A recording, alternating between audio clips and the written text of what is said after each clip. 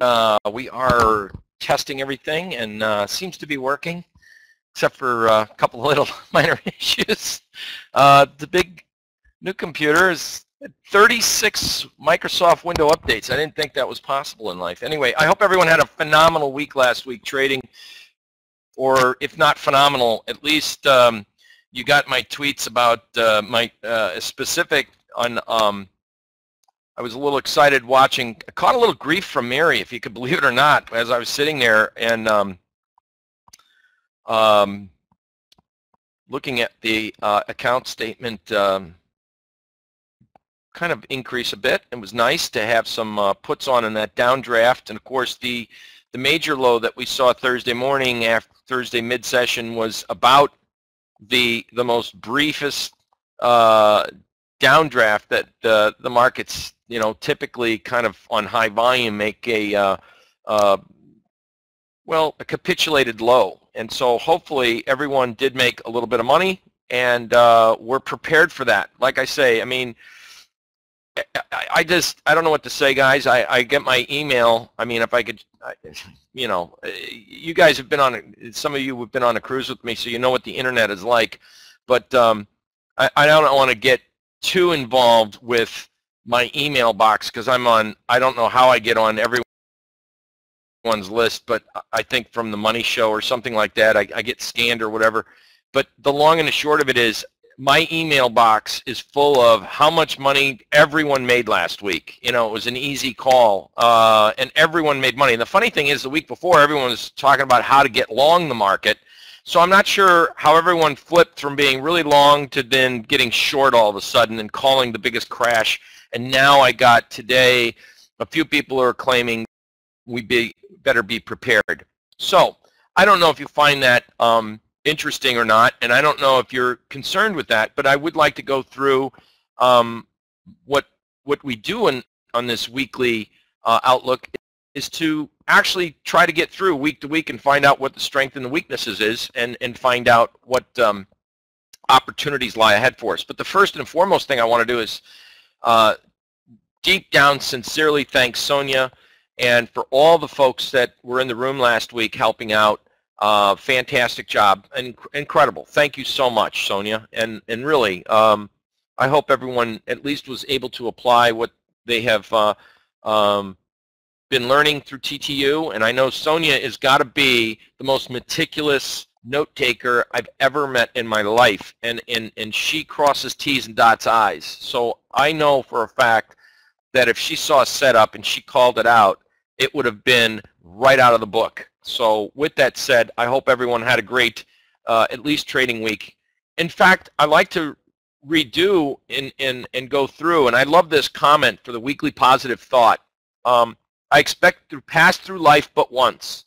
And I'm going to tell you something, life is going by real quick, folks, because my grandson was just born, it seems, 2 hours ago, and he just turned 1 the other day. So it's like you better enjoy the little baby, because this kid is going to be running around pretty soon, and I'll be teaching him how to hook a line and tie up a lure and rig a line in fishing pretty soon. So anyway, if you love cuddly babying, you can't blink because life is passing us by quickly. But that's why I like this line, because it is a great phrase to ponder. I expect to pass through life but once. If therefore there be any kindness I can show or any good thing I can do to any fellow being, let me do it now, for I shall not pass this way again. This guy by the name of William Penn wrote that. That was a very, very nice passage to dwell on for the week. And in any event, we know the market sold off. All the indices were down for the week. I'll let you read through how much we performed, and of course we did get slammed midweek, and it seems we were headed for a major decline, and then by Thursday with that reversal, and then Friday with the unemployment report out, the market just continued to, you know, right after the report, it was kind of weird. It didn't really go anywhere, and then when the market opened, that's when we saw the surge. It was like people just came in. Whoever was selling on Thursday, they were buying on Friday. Any event, thanks to the mobile app on TOS, it worked fairly well, I'm here to tell you. And yes, I did take heat for the wife because I was liquidating some put options, and we were sitting there near the Concierge Lounge on 11. If you guys remember, we were on the Allure for our seminar at CEAS just 6 weeks ago. And Mary was like, we were in a hurry to go somewhere. I don't know what it was, shore excursion to go to St. Martin's or something. And I'm like, wait. You know, we can't move. Wait. And but anyway, once I explained to her, we've been waiting for this or potential break for many weeks now. And bottom line, I wasn't letting that take the money away. So, any event, we did tweet some stuff out for you guys, and I think what we're looking at going further is a few stocks that I want to point out, and also I wanted just to go through what we talked about before I left. And you know, I think this sector rotational type of move, that's kind of like what we were seeing, and I think what we're starting to notice is that we are starting to see an improvement in the relationship. If I can go back over here real quick, I'm going to bounce around this morning and get to the meat of things in just a quick second here. As soon as we get to the relative strength and spread page chart on Genesis here, we can turn to this. You know, this is the page for comparing the Russell versus the Dow. And as you can see, we're starting to see this little uptrend, this basing action in here. Now, of course, you know, we're not looking at a major breakout yet. I mean, this is something that has been, I mean, with the difference between the Russell and the Dow Jones Industrial Average, obviously the Russell, you can start to see, and one thing I want to point out, we're starting this bottoming process. The spread relationship, just like I was pointing out how the market tops out and the highs start to make less aggressive higher highs, note here that the lows, every time we get a consecutive lower low, they're not too aggressive, right? So from even back in June, the spread relationship, it's starting to, as we say, carving out the bottom, all right? So it's got a little bit of more time, and probably towards the end of October, we start looking at adding on to that position or getting into that position if you're not in it, or using it as a guide to say, hey, maybe it's time to start looking at outperformance in the Russell. Now, before I left on the cruise, one of our students was saying, hey, how do we run a scan on Russell stocks? And I thought that was really slick and good thinking, because if we're looking for strong sectors, and if we start to see the Russell come back into favor, growth stocks that is, and more importantly, I think stocks that have less European, and sometimes we find that in the Russell, we have less European exposure. So why I wanted to bring that to your attention was real simple, because I think we've got a few things to still worry about in the market, and I think a lot of major CEOs, and I was sitting down with a few guys, one of who is the president of a major international corporation on the cruise, and we've met before. The long and the short of it is, he got a warning from his company. He promised he would send the PowerPoint that talked about, you know, what Ebola could do and blah, blah, blah, blah, blah, and wanted to know my opinion. And I said, well, you know, to me, I think the first thing that we got to worry about on Ebola is that people aren't going to want to travel to Africa in safaris. I think that the safari business might be shut down a little bit, right?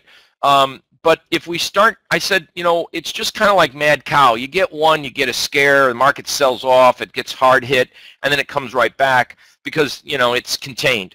I said it's going to take literally, I think, a full-blown breakout of Ebola in the U.S. We're not going to need several, I mean, maybe 10, 15 cases, if not hundreds, and then we're going to see fatality cases, how much materializes out of it, how many fatality cases around the globe would develop. That would be a different story. That would be a major concern. That is probably the black swan event, and that is exactly what people and major corporations want to shed their CEOs from and keep them guarded not to be traveling in certain areas. So there is a concern amongst corporate America, believe it or not, amongst the higher echelon in the real world. I'm just letting you know this, all right? So it's not something, what the media tells you is probably not the truth, believe it or not. I would say there are several things that you would want to listen to. Maybe more BBC News, maybe Jazeera News, but watching the regular Today Show probably not going to give you the greatest truth of the market or the world situation. In any event, I'm just giving you feedback from someone who is, and I promised I cannot reveal the company, but I'm going to tell you right now, it's a top S&P 100 company that the guy is the president of, and it's pretty big. So with that said, would be concerned of this, and that is serious. So I'm just sharing that with you. All right. Now that is one black swan, and thank God there has not been a single death here in the U.S. And we've got to watch for for that in continuation. Obviously, next would be continued economic weakness in Europe, and we've been sharing with you guys, the spread relationships. And from a year-to-date perspective, obviously, you can see brown is Germany, down 10%. So Mario Draghi has not been able to perform. EWQ is France. And we saw this, major departure from what's happening with the rest of the world to the U.S. Now, Yum Brands and a few other companies, they have a lot of exposure overseas. Listen, you can't say that, hey, we're making money because of the dollar, and now you can't say we're making money because we're selling overseas and business is great in Europe. And if Europe's doing poor and the dollar's doing better and you're going to get some fluctuations, the profit they make overseas is probably diminishing, number one, and the profit they're making, and if they when they expatriate that money back into the U.S., they're going to take a foreign currency hit. So this could be a concern going forward. So that's another issue that we need to obviously keep aware of. When the dollar gets too strong, too soon, too fast, especially as you get near quarterly expirations and quarterly adjustments, it can play havoc on earnings for the quarter as well for a lot of these companies that are based overseas. So in any event, I don't think that we are, with that said, I don't think we're in a full-blown bull market yet. Yet I do believe that we have some sector rotation. As you notice that a lot of biotech stocks completely reversed course last week based on serum and not just a cure, but obviously an antidote to get people to survive Ebola. So in any event, it is something to be concerned with, and it's not something that we can just shed away or shy away from. And of course, the third one is interest rates with the Federal Reserve. And I tell you right now, they're about as fairly transparent, except for Janet Yellen. She says one thing and she does another. So that's one that we have to watch. But this week, it's just like, be aware of the calendar. There were so many Fed speakers and so many people. I didn't put their names out. I didn't have a list for it. I just put Fed speakers so that you know the times that everyone's on the Federal Reserve Board will be speaking this week. So in any event, we did see, and what I was talking about over the last several weeks, is that we're going to see, even in a bull market and all these time periods, we're going to see corrections, and we have seen corrections.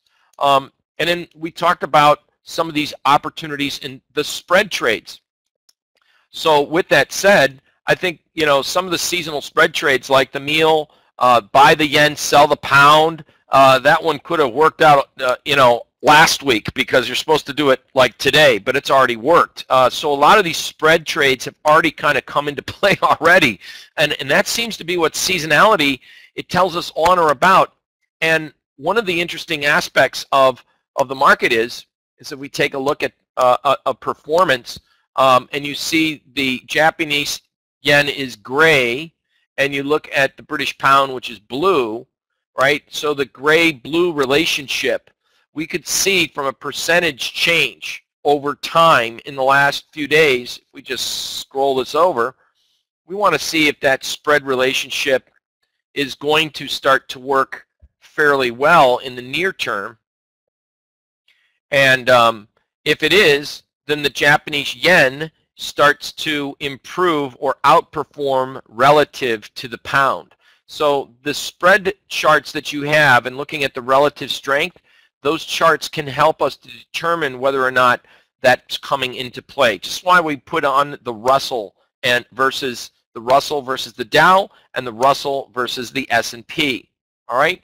So now what I'm looking at in what markets to look at, and you know, we saw from about peak to trough a 6% correction in the S&Ps. We saw about a 12%, almost 12% correction in the Russell. So anyway, we talked about that martingale. I don't know when it's going to happen. We just know that over time we get these types of corrections. And I mean, if you average it out between the two, you almost got about a 9% correction on average just between the S&Ps and the Russell. Now, we didn't go with any Russell puts because the market had already dropped, but I think that we're starting to see some bidding going on in the Russell. So guess what we're going to do? Start to look for some smaller cap stuff that enter a seasonally strong period of time.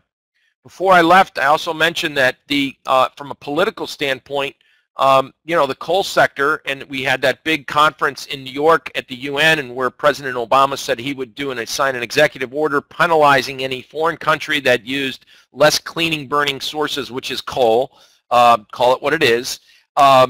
And so it obviously became, and without using the words, I'm going to punish anyone that uses coal. Obviously, it is a politically sensitive area, to say the least. And I think with the November elections, remember what I said, the coal sector still provides jobs, and there is still demand for coal and energy. So with that said, I'm not telling anyone to get long this stuff up the yin-yangs. What I'm seeing is that from a longer-term perspective, buy it when nobody wants it, when there's blood in the streets. And I got news for you. These three names, it is like, it's actually hemorrhaging. It's like, man, they can't infuse enough blood type O into these three markets. There is blood in the street. So we went with a small, just to kind of spread out. And you know, my style is to spread out just price and of course time and price, right? So you don't go all in on a trade. You spread it out between, maybe you buy, if you're in a scaling in a position, you buy some at the beginning of the day, you buy some more at the end of the day, or you buy some at the beginning of the week, you buy some more at the end of the week, you buy some at the end of the month, you buy some, maybe in the next couple of weeks. Let's take a look at this. We're talking about real long-term stuff like January 2016 to get us through not just the election, but perhaps a recovery or some type of increased demand over time. So with that said, it's worth putting some money to work, and that's something that I've done. And it doesn't scare me to buy some of these names in some of the options, because Arch Coal and of course A&R, they're all under $3 and approaching under $2 levels. And Peabody Energy went under $12. And these names here, I think I don't want to tie up that much money, but I could take a very small amount of money and put some close to the money options, and I'm talking about like just looking at last month's high in these names, and go out almost, if you think about it, 16, 18 months. I mean, we've got October, November, December, January, 4 months, so you're talking 16-month expiration options for something just to put a little bit of money to work. One day you'll wake up and we'll see this market go up. I don't know from what, from where, but that's generally what happens. It's kind of like with the S&Ps. You wake up and one morning the market's down like 30 handles, and you're like, wow, what's going on? And you check your account. It doesn't even require a lot of brain science to say, gee, I'm short and they've doubled in value. Maybe I should take some money off the table. Now, the only reason you don't do that is because you're greedy and you think, oh, I'm going to get real wealthy on this. And that's not what trading's about, because no one can predict how high a market can go, and I'm here to tell you no one can predict how low a market can go. And I'm here to tell you, after 35 years in this business, as good as I am, I've never seen anyone to predict the exact time and exact hour consistently of marking highs and lows. All we're looking to do is take a chunk of the middle out of the market and give ourselves the best possible edge in the market, and that, my friends, is about the God's honest truth in my experience. Now, this has been recorded, so that is about, I think, very good relevant words to live by. So just remember, nobody can predict markets to the exact tick of a high and a low in advance. It's just, once in a while we get lucky, don't get me wrong, with pivot points. Once in a while we get lucky with cycle analysis, but not to the exact moment and not to the exact price. It doesn't happen. So with that said, take money off the table when the markets give it to you, as my message has always been. Because if you don't take the money off the table, the market will take it back from you. And that's generally what happens. So in any event, I think last week we talked about some REITs as being in support.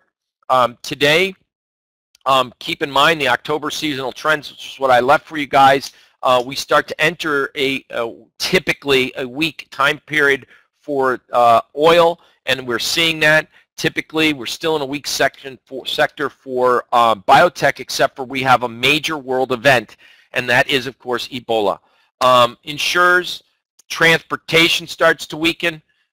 Gold. Now, gold has just gotten smacked in the face. This is the one trade I've lost money on, and I'm just going to take the hickey on it. You know, I've got a hope and a prayer for the next 3 weeks or less than for expiration on the long 124 GLD calls, which turned out to be a spread, which I bought back the short side first, and I'm just, you know, letting you know I'm still holding on to the 124s. It's going to be a worthless trade unless gold rallies about $110 between now and the next 2 weeks. So that's where that trade is. It's the one loser that we have, and it's been one that you know, that's why we try not to get over positioned in any one market. I like to look at feeder cattle, live cattle, especially lean hogs, and then of course bonds. I included hogs, which had a daily low close doji. Bonds, we have a last conditional change setup between 137.18. The euro, we have 124.42 support.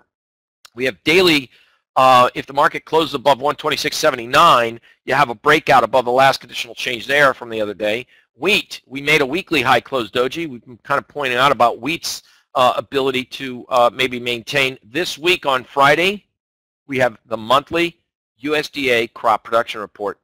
Anyway, as far as gold, we have old support low at 1181. If the market's going to bounce, that's where it may bounce from. We had a test of that earlier this morning. And we do have, believe it or not, a little on-balance volume divergence. So we got to look for, if this market's going to get any legs, it really needs a last conditional change close above 1228. And that's what all of these short acronyms, LCC, means, last conditional change. So a daily last conditional change, which means we need a close above 1228 to ensue an upside bullish reversal. All right? So those are the acronyms, what they mean. Next, stocks to watch. Bullish, KBH, Magnum Hunter, and Sunoco. Those three stocks are for swing trades for this week. Last week's selections weren't bad, actually. If you look at the REITs, they actually held up pretty well. The Real Estate Investment Trust, a lot of stocks that we want to look at on the long side would be what? Stocks that are maybe in the Russell, low cap stocks, and stocks that have domestic exposure. So that might be in the energy sector. Magnum Hunter is just kind of beaten up, but it does have, as we'll show you through the course of the day and the week, those three areas. KB Homes, hey, you know, it's not a seasonally strong period of time, but there is something going on, I think, with the talk of Ben Bernanke not being able to get refi. You're going to bet your bottom dollar that there may be a little bit of easing reform as talk goes through Washington and this election that doesn't seem to be getting any press whatsoever. And it's not that many weeks out. Next, I want to talk about eBay. eBay shedding PayPal. eBay's been a thorn in the market's investors' side for almost a year and a half now. And eBay, you know, it did, as the market rallied, it didn't move. And so a stock that won't go up with the general market that should on very positive news worries me. Here's one and two stocks that come up as bearish, and I gave you this trade last month as a credit call spread. I took heat on that trade for about an hour. It opened higher. You guys remember Marriott? And I said it was a great opportunity for a credit call spread, and we made money on it. And I just wanted to follow up with you because when we take a look at some of the names that might have exposure going forward, I pop up on a list, and just to share with you this real quick, we take a look at Marriott. Remember, we went parabolic, and we went parabolic with very light, longer-term on-balance volume, and that bothered me. And then from a seasonal perspective, it was in a weakening time period, and it was this day right there, the high. And I know that's the opening range, or the opening market opening here. And by the way, if you notice what happened, I'm missing a lot of charts. Somehow I had a little bit of an issue with TradeStation. Just everything kind of got deleted or corrupted. So we've got, we got some things to come back to. Anyway, looking at Marriott, obviously last week, what I'm thinking is if this market, it obviously had too much of a downside. So any further strength up here, getting this thing back a couple bucks near the weekly moving averages, I think this market is still primed for potential consolidation at the very least. And that's why I say wait for a little rally in Marriott. Let's take a look at HOT, as you know, is Starwoods. It's an upper, Starwoods is an upper echelon type. They have some really top names under their belt. Starwood, why I can't pronounce it, I don't know. Starwood Hotels, correct. If you've been to Paris, it's the George Cinq on George Cinq and Champs-Élysées. It's next to the Four Seasons. They have many properties in Europe that are pristine properties. So in any event, longer term, I would have to say here's one as it is developing, as you can clearly see, a very choppy channel. If this market kind of gets back up into what we always, we'll also take a look at midpoint. This is why Andrew's Pitchforks was popular, because he could, see a lot of these midpoints. And then, of course, with Bollinger Bands, you get the outer band, the middle band based on a standard deviation. It was just like a variation of the Andrew Pitchfork concept. But in any event, note that if we get back up into maybe the 81-82 area, 81-82 also corresponds with not just the midpoint of a trend line, it also corresponds to our weekly moving averages. So I think there could be, some stall here in some of these markets. Another thing is that, you are seeing this grind up in here, and I think looking at this grind as we see higher highs with no volume attached to it, in more stocks, as I try to teach you guys, in a sector that comes up looking weaker longer term, probably the whole sector might be under fire for whatever reason. And, this is just some of the things that we want to point out to you on a week-to-week basis that you can follow yourself. So as Bill McKee once said, this is kind of like a menu at a restaurant that if you don't like stocks, if you don't like commodities, if you only want options, if you don't like spread trades, if you want seasonal analysis, pick and choose what you want out of this list. We try to provide this. And at the very least, here's what I was giving you as far as reports. As far as today, we really don't have any much. The IMX TD Ameritrade, it's a fairly new report. It's nothing, but just remember, there's a report at 12:30 today that comes out. Tomorrow, Employment Cost Index, Redbook, JOLTS, another one of these newer type reports. Fed speakers. You got one at 2:30, one at 3 p.m. Then you got the API, which is a private American Petroleum Institute's report for energy. Wednesday, we've got the EIA energy report that comes out, 10-year note auction, and then the minutes of the FOMC. Well, okay, we kind of, I've always said I don't find the relevance of the minutes after the press conference, but maybe there is something there. And I don't think the FOMC minutes are going to be anything when we have Fed speakers almost every single day. Mario Draghi speaking, throw him in the mix too. And then again, Friday, more Fed speakers. So whatever their names are, and again, there are too many to list, I just put the important aspect of the report, Fed speakers, 1 p.m., 1:30, and 3 p.m., so keep that in mind. I think the biggest news for earnings this week would be Yum Brands, AA, Alcoa, Costco, Monsanto, Safeway, Fastenal, Family Dollar. These are the ones, Pepsi.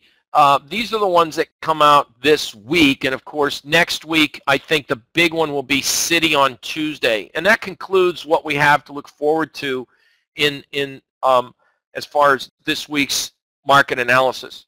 As far as trades are concerned, looking at how the market recovered, I'd like to point out that in last week's move, just to summarize real quick, and we get back into looking at some potential day trade setups here.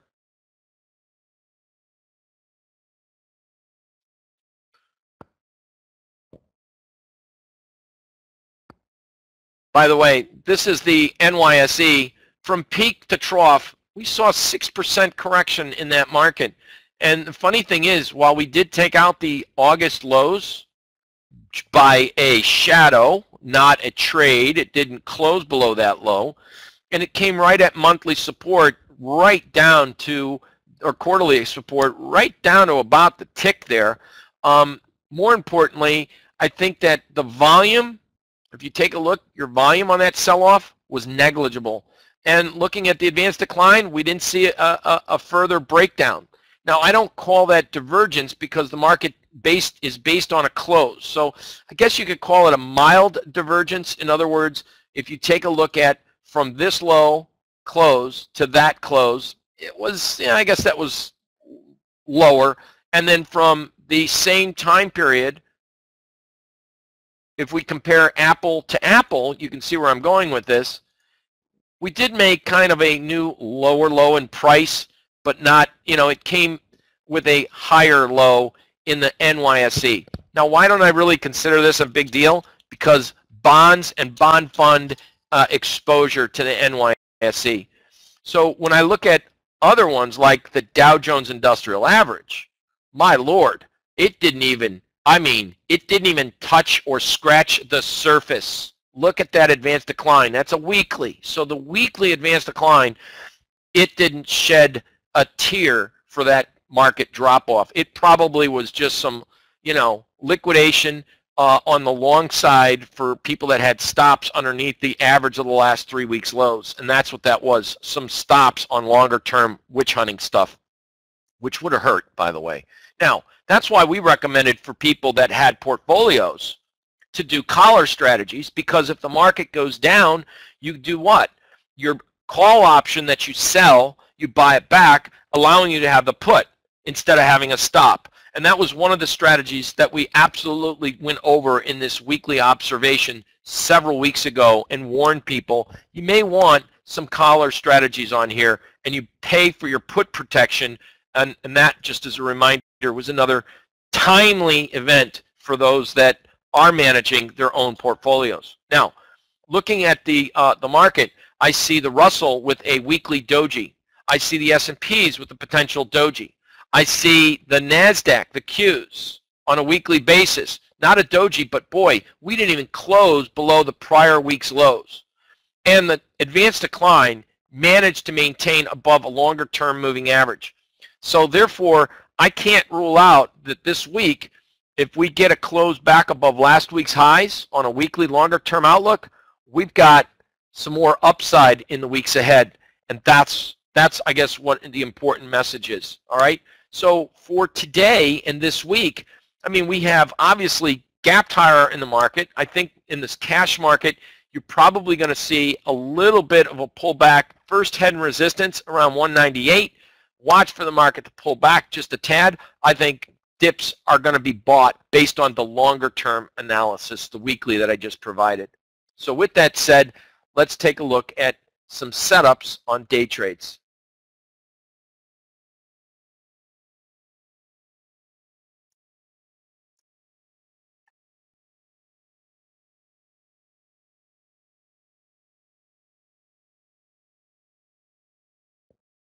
Okay, first things first. So in conclusion, the market will most likely, as we test this high level in here, so it also corresponds to about 1974. So if you get any possible move up near 1974, I'd be honest with you, I'd be looking to take some shorts up in there. We had one test, two tests. Now you've kind of broken out above this old little high that we saw right in here, and so we're starting to see some shadows. I don't know if we're going to have the strength to get up there, but around 1974, there's two things. I would look for like a 15-minute or 3-minute, 5-minute, something like that, a shorter-term sell signal up in there, number one. The rally here, watch for some volume. As you can see, this huge market that had this big move right back up again came with no intraday volume. That's another tell for me of why I would take a little short up in there. Next, if we do get a close on a daily basis above That's why I suggested on the charts, if we close above Friday's high, if you do, or excuse me, not Friday's high, but if you close above this area's high right in here, guess what? I'm looking for then on big volume move, if you have a breakout of volume. So watch this level of volume, little technique here. Here's the volume of those highs. Correct? Everyone can see that? So there's the volume of the highs. If you start to see on-balance volume get back to above that level and prices are above that level, folks, we're taking a run for the roses up here. And the run for the roses would be they're going to go for the new high. Because a lot of people got out of their stocks. Some people went short the market. This market trapped a lot of people on the fear of Ebola. Anyway, so I'm looking at selling up against the first test of this old resistance up in here. That's only about 4.5 points away from this level. If the market does get a daily close over those highs with acceleration of volume, you got, you know, maybe a 35 handle move coming over the next week and a half. That would be my guess. All right. So for those that are interested in the stock market, that's what my outlook is there. Gold. Gold's going to need a little bit more recovery, a lot more recovery. But look at the recovery that gold prices have made. Remember, I said support when I did this was before Sunday morning. That's for sure. And so when I looked at this, and I look at when I do my analysis, I wanted to share with you the longer term charts. Well, we now have almost kind of a triple bottom, and that's the longer term low. And when I look at the market, the way it's been selling off, and I'm going to change this over to a weekly chart, you see what I'm sharing with you? Look at the low of the market here that was posted on the volume back in June of 2013. Look at the low that we have now, and then now you'll note what I'm talking about, the potential on-balance volume divergence. Big difference in volume levels on this last sell-off. So if this market holds these lows, great. We're going to really need to see the market get a daily close over Friday's high. And that, my friends, would probably get us back into maybe this level in here. We got very few weeks for that market to move. And I don't, for option expiration October, the fact that we enter a seasonally weak period of time in the midpoint of October, I'm not sure how that's going to work out, but I can only point out to you that the sell-off here was not on heavier volume, and we got down on a closing basis. We truthfully did, as you see here, we made the lowest weekly close than any prior time period, as everyone can see that. And obviously, if you use on-balance volume as a guide, you'll note that from a closing basis, we didn't get anywhere near its old lows. So that is just something there to keep in mind, and we are at that longer-term support of 1181. All right, so that's all I have. That concludes this morning's and this week's weekly planning and scanning. One other thing that does kind of concern me, and I wanted to follow up, we were talking about the bond market being a potential longer-term head and shoulders pattern, but what it needed to do on the daily charts was it needed not to get above 138. As I stated, if it got above that 138, it's going higher, and it did. But now we're looking at a potential M-top formation. There's two ways to trade this on an M-top formation. A longer-term M-top formation, two ways to trade it. Wait for a breakdown of the swing low. Obviously, if that thing breaks below that swing low, it's got an issue. Number two, wait for this peak to give us a sell signal. And so aggressive traders would be looking for a sell signal somewhere in this zone, probably to give us a trigger to go short, and your risk is above the primary high. So we would wait in the next couple days for a sell signal here, and then your risk is somewhere from wherever the sell signal is to the top of the peak, the first peak, right? I know that's $2,000 on a one lot in a futures, that's two handles, but perhaps options might be the way to play it, and a credit call spread would be the best way to play it on TLT as a trading idea. Next, for longer term perspective, if everything is relieved and things are rosy and we start to see a move down, if that is a potential M-top formation, it's this swing low that gets a close underneath that level, and then the market moves down. We've got a lot of work to see before that all occurs, but this is what the chart patterns suggest. Now, if you take a look at a simple trend line analysis and a last conditional change, it would seem to me that this big, tall green candle, which incited all the buyers, if the market gets back below where they started getting and accumulating long positions, it's below 137.27. It breaks a trend line. You break the last conditional change, so closes below 137.27. My friends, I put it on the chart here, up here, for potential trades. You can see bonds. I got 137.18 just to give you a little bit more emphasis, and I think I was picking out that last conditional change because it was really the lowest low and then both moving averages. So for me personally, it's this little low right there, and that's why I said that's your daily last conditional change, because now it's below both moving averages. It's below the trend line. Watch that for your major move to the downside. So for me, a daily close in the bonds, that's where I start getting more aggressively short. And what's my risk? Obviously, if the market takes out that primary high, I'm wrong. I now have at least a game plan of defined trading setup. $2,800. It's a 2% risk. So TLT traders, think of it this way. You got a 2% risk. What's my objective? Well, for longer term pattern players, real simple. If you get in somewhere on a close below that level, well, what's your first objective? Is come back and test the lows. That's 1.5%. All right, so that's not good risk-reward ratio. But let's go down and say the market gets down near not just the July lows, but let's just say the market gets back into this level here, right? We've got potentially 4.5%, so you're risking maybe 2% to make possibly 4%, a 2-to-1 risk-reward ratio. So if you take a look at that, you'll say, gee, if we actually do break, and longer-term traders will love this, it's not just a short-term when we break that swing low, it's more longer-term. And where could the market go longer-term given time if we do break that low? Maybe back down here to where we were back December, the beginning of the year, and that, my friends, is a 9% break. So I wanted to give it to you in terms of both price and percentages and points of the chart, because you can clearly see that this is a very strong shelf of support long-term for bond prices. And as you can see, we may be just forming that longer-term top against these highs in here.